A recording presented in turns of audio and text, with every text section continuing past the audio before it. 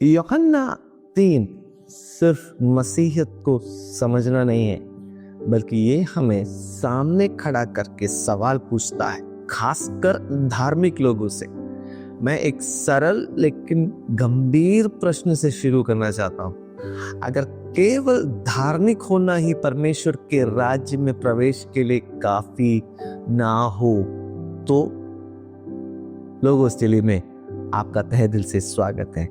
आज हम यूहन्ना अध्याय 3 पर आए हैं, जो बाइबल के सबसे गहरे और चुनौती देने वाले अध्यायों में से एक है।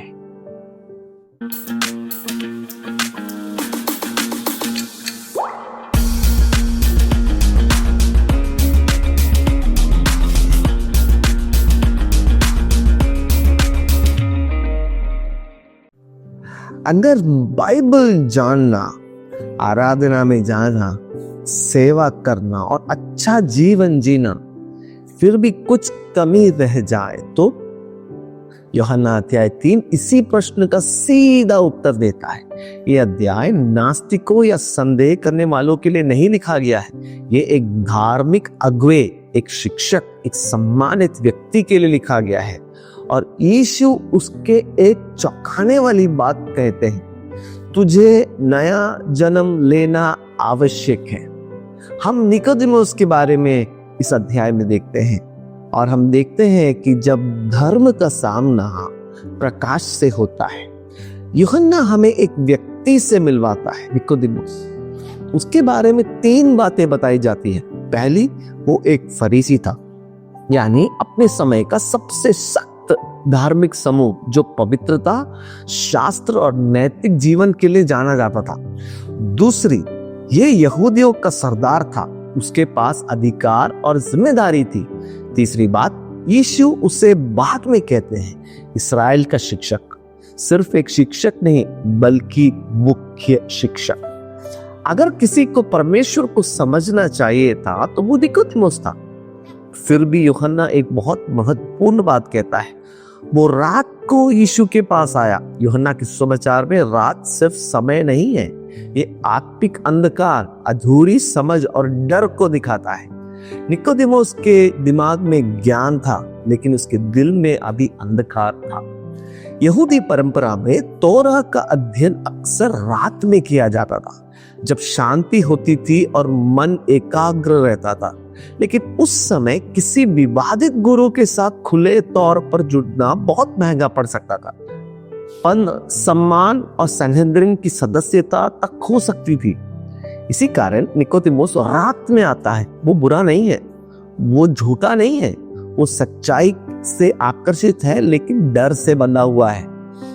एक वाक्य में कहे तो निकोदेमुस प्रकाश ढूंढने आता है, लेकिन अंधकार में छिपा रहता है। बाद में यूहन्ना के सुसमाचार में यही निकोदेमुस दिन के उजाले में यीशु के साथ खड़ा दिखाई देता है।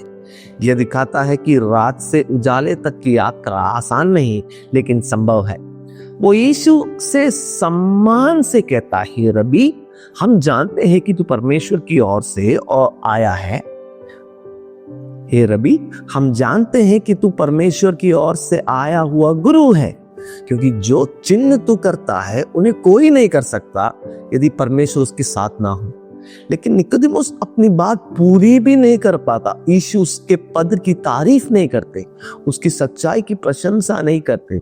यीशु सीधे मुद्दे पर आता है, यदि कोई नया जन्म ना ले तो वो परमेश्वर के राज्य को देख भी नहीं सकता। ये बात बहुत कट्टर थी। दूसरे मंदिर काल में यहूदियों में मिक्वे नाम का एक स्नान होता था, जो अन्य जातियों के यहूदी बनने पर याजकों की शुद्धि के लिए और मंदिर पे जाने से पहले किया जाता था। जब कोई अन्य जाति यहूदी बनता था तो वो पुराने कपड़े उतारता था, पानी में पूरा डूबता था और बाहर निकलकर नया व्यक्ति माना जाता था। यहूदी शिक्षक कहते थे, वो व्यक्ति नवजात शिशु जैसा हो गया। निकोदेमुस यही सिखाता आया था कि अन्य जातियों को नया जन्म चाहिए, लेकिन यीशु कहते, तुझे, एक यहूदी को, एक शिक्षक को नया जन्म लेना आवश्यक है। मतलब साफ है। निकोदेमुस समझता था कि मिकवे बाहर वालों के लिए है, लेकिन यीशु कहते हैं भीतर वालों को भी और गहरी शुद्धि चाहिए जो आत्मा से होती है। यीशु कह रहे हैं तुम्हारी नैतिकता काफी नहीं है, तुम्हारा पद काफी नहीं है, तुम्हारा ज्ञान काफी नहीं है, कुछ बहुत जरूरी चीज की कमी है। धर्मी व्यवहार बदल सकता है, लेकिन नया जन्म स्वभाव बदल सकता है। नया जन्म निकोदेमुस उलझ जाता है, और आज बहुत से लोग भी वो पूछता है मनुष्य बूढ़ा होकर कैसे जन्म ले सकता है। निकोदेमुस शारीरिक सोच रहा है, यीशु आत्मिक बात कर रहे हैं। यीशु जिस शब्द का प्रयोग करते हैं अनोथेन, उसके दो अर्थ हैं, फिर से जन्म और ऊपर से जन्म। यीशु दोनों अर्थों को साथ रखते हैं। ये जीवन को दोबारा शुरू करने की बात नहीं है, ये परमेश्वर से जीवन पाने की बात है। यीशु समझाते हैं जो शरीर से जन्मा है वो शरीर है, और जो आत्मा से जन्मा है वो आत्मा है।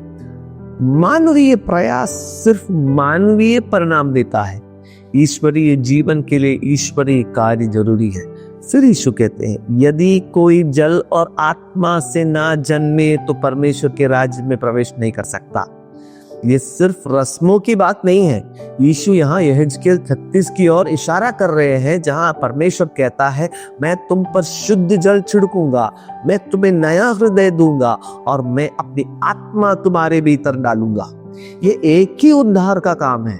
परमेश्वर शुद्ध करता है, परमेश्वर नया बनाता है, परमेश्वर रचता है। फिर यीशु कहते हैं हवा जहां चाहती है वहां चलती है।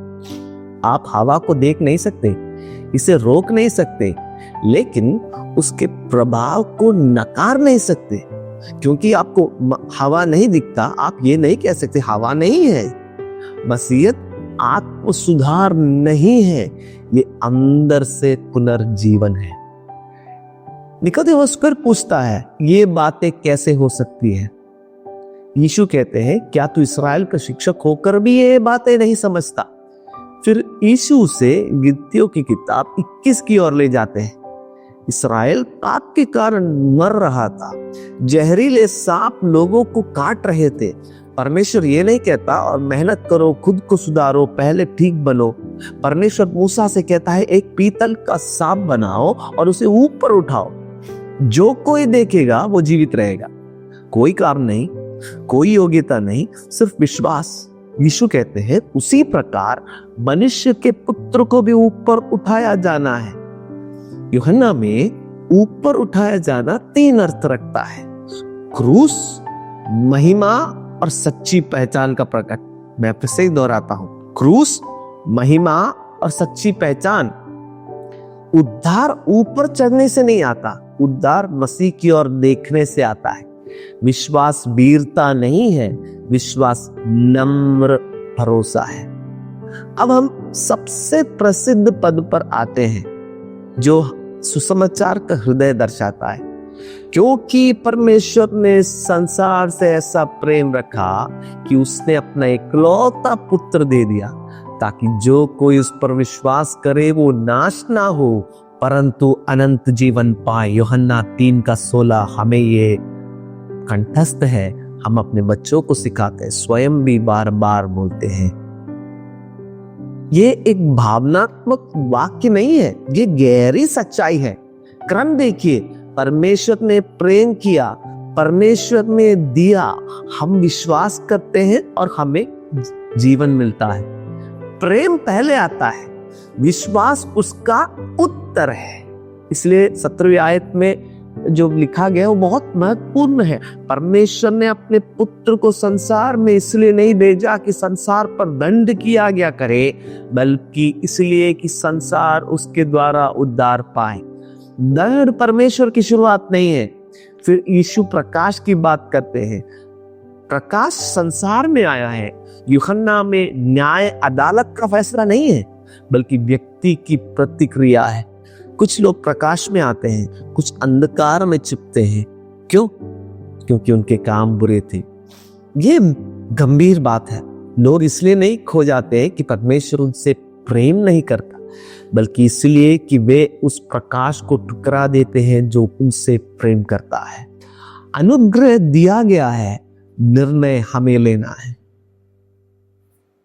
और अतः हम जो है एक और महत्वपूर्ण भाग में आते हैं, जहां पर हम देखते हैं सच्चे विश्वास का लक्ष्य। अध्याय का अंत यूहन्ना बपतिस्मा देने वाले से होता है। उसके चेले कहते हैं सब लोग यीशु के पास जा रहे हैं, सब लोग यीशु के पास जा रहे हैं। यूहन्ना उत्तर देता है, उससे बढ़ना है और मुझे घटना है। ये आत्मदीनता नहीं है, ये आत्मिक समझ है। सच्चा विश्वास मंच बनाने के लिए नहीं, बल्कि मसीह की ओर संकेत करने के लिए। खुशी तब आती है जब यीशु केंद्र में होते हैं। अनंत जीवन सिर्फ भविष्य नहीं है, वो अभी शुरुआत होता है। जो पुत्र पर विश्वास करता है उसके पास अनंत जीवन है। यहूदी विवाह में दूल्हे का मित्र सारी तैयारी करता था, लेकिन जैसे ही दूल्हा आता था वो पीछे हट जाता था। उसकी खुशी इसी में होती थी कि सबका ध्यान उसके ऊपर से हटकर दूल्हे पर चला जाए। यही यूहन्ना कह रहा है, विवाह शुरू हो चुका है, दूल्हा आ गया है, मेरा काम पूरा हो गया, मैं पीछे हटता हूं, वो बढ़े मैं घटूं। निकोदेमुस रात में आया, बाद में वही व्यक्ति दिल के उजाले में यीशु के साथ खड़ा होता है। यूहन्ना 3 हमें बुलाता है धर्म से नए जन्म की ओर, प्रयास से विश्वास की ओर, अंधकार से प्रकाश की ओर। अंत में एक प्रश्न, क्या आपने सिर्फ यीशु के बारे में सीखा है या सच में ऊपर से जन्म लिया है? मसीहियत आपसे बेहतर बनने को नहीं कहता, वो आपको नया बनने के लिए बुलाता है। लोगोस डेली सुनने के लिए धन्यवाद। परमेश्वर का वचन आपको इस जीवन में ले जाए जो वो अपने पुत्र के द्वारा देता है। यीशु को अपनाओ, यीशु आपके जीवन को बदल देगा। ये सुसमाचार आपके जीवन को, आपके परिवार का रूपरेखा बदलने में सक्षम है। यीशु हमें बचाने वाला परमेश्वर है।